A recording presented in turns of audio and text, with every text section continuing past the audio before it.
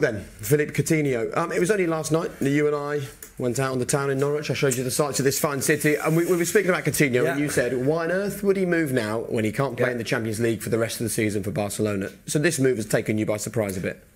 No, the move hasn't. I think the move was inevitable, and most Liverpool fans... The timing? The timing, I just don't see what good comes out of it. Listen, it doesn't bother me whether he goes now or in January. I just feel like he's in really good form for Liverpool. He was captain of Liverpool when he was playing. He scored lots of goals, making lots of chances. Looks, visually looks really good. And now he's going to go to a Barcelona team who were flying in the league.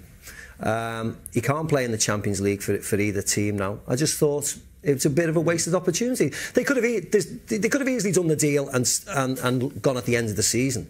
There's a World Cup year. Will he walk right into that Barcelona team? Probably because of his price tag. But Dembele's fit now. Iniesta's there. They're playing really well. I just don't see, what advantage he's got for Barcelona or Liverpool. Lack of ambition bring him from Liverpool. So I think a player wants to go. He's Brazilian. No, I don't think so. I think a player wants to go. He's Brazilian. I don't think. Isn't £142 million quite a bonus for Liverpool?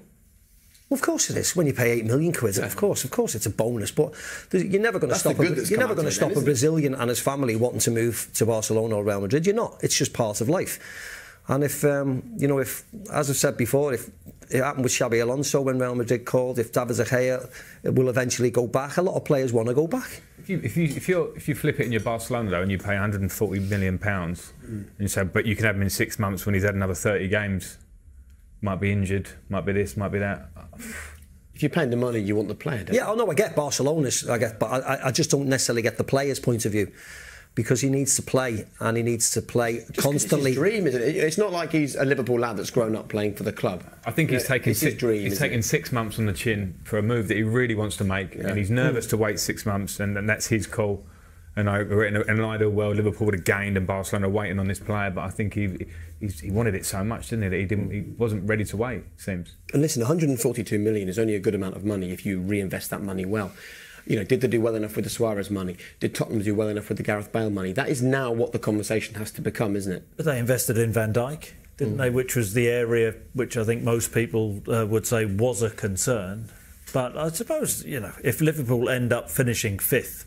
In the Premier League, should they have let him go? That'll be the big question. They'll live and die about where they finished in the Premier League now. It won't necessarily be the Champions League because they were not one of the favourites to win the Champions League. But if suddenly they're in 4th, they're in a Champions League place now. If they don't finish in the Champions League place, people will hark back to we shouldn't have let Coutinho go because he was so instrumental. He was that little bit of genius to unlock a game. What if Mane gets injured? What if Salah gets injured, who's injured at the moment? Why didn't we keep him? That's the only thing that'll hang over a lot of people's heads, unfortunately. What would you spend the money on? What areas would you look to strengthen? Goalkeeper. Yeah. And I'll get a goal scorer. I'll get an out front man. I love Firmino. I love the way he plays, but sometimes I look at him and say, for all the creation, and now Coutinho's gone. I think teams that win things generally have a 25, 30 goals a season, man. Salah could be going that way. He's not an out-and-out striker.